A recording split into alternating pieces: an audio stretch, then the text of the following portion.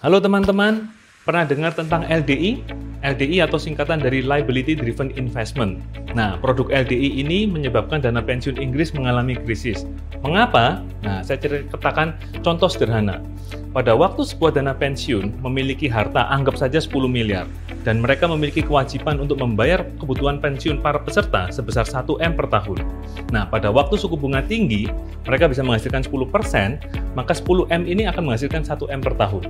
Tetapi apa yang terjadi? Seperti yang kita lihat, satu dekade terakhir, suku bunga turun dan bertahan di level rendah selama satu dekade.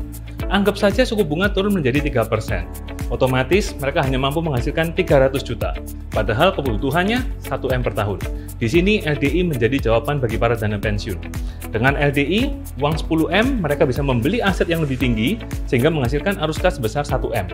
Nah, tapi apa yang terjadi? Ketika suku bunga secara global mengalami kenaikan yang cukup tajam, harga-harga aset yang mereka miliki menjadi turun.